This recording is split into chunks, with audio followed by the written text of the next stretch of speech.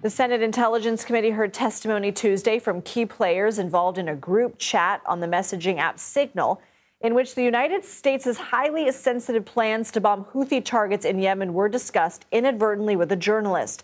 President Trump said Tuesday his administration would investigate the government's use of Signal, but maintained that no one, especially National Security Advisor Mike Waltz, who allegedly added that journalist to the group chat, needed to apologize.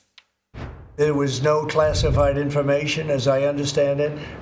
They used a app, if you want to call it an app, that a lot of people use, a lot of people in government use, a lot of people in the media use.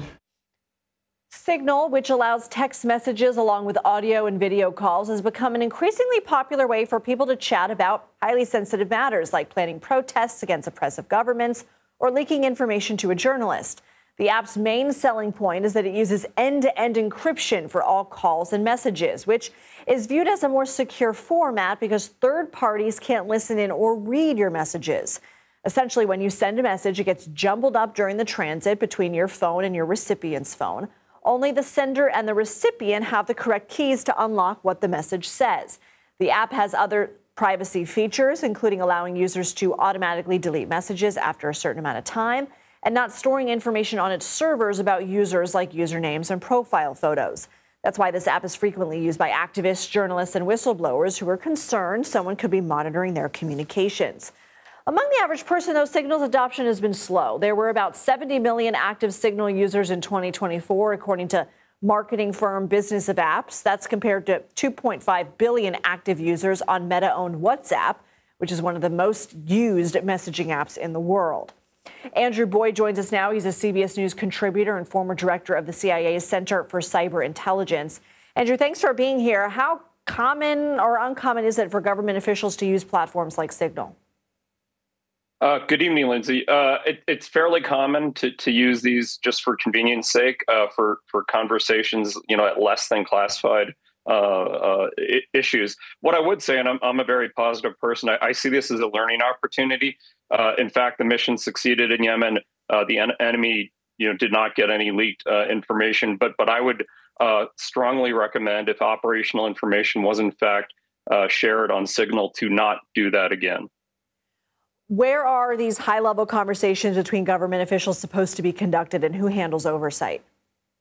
So the key is Signal, as you said earlier, Signal goes over the internet. So the internet in and of itself is frequently insecure.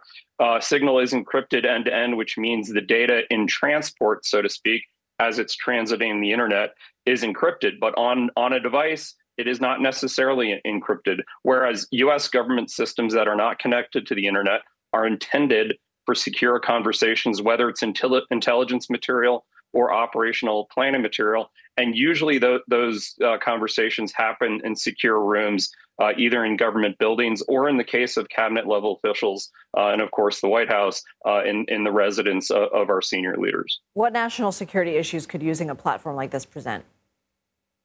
So the National Security Council, all of our cabinet leaders in the national security sector, the Secretary of Defense, Secretary of State, are all basically the most important targets of our adversaries. China, Russia, Iran, and North Korea come to mind principally, but others. And at least in the case of China, Russia, and Iran, they have very advanced cyber capabilities where they would have capabilities to attack phones, be they iPhones or Android-based phones, to attempt to collect information that's of intelligence relevance to our adversaries. So I would argue respectably that cabinet-level officials should not be conducting that sort of business, at least not business that is of an operational planning sort. President Trump and Defense Secretary Hegseth say no classified information is shared. Is that provable? And how important is it to get to the bottom of whether it was classified?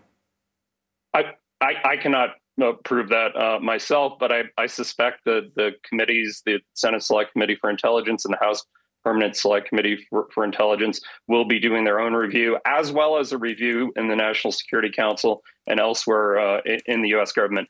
I mean, I take them at their word for it that there was no intelligence material that was in that chat, but even sensitive operational planning material even if it's what we call sensitive but unclassified, it is likely that it was unclassified, but it's still sensitive, and it's not really intended to be used on such platforms. Andrew Boyd, thank you. Thank you, Lindsay.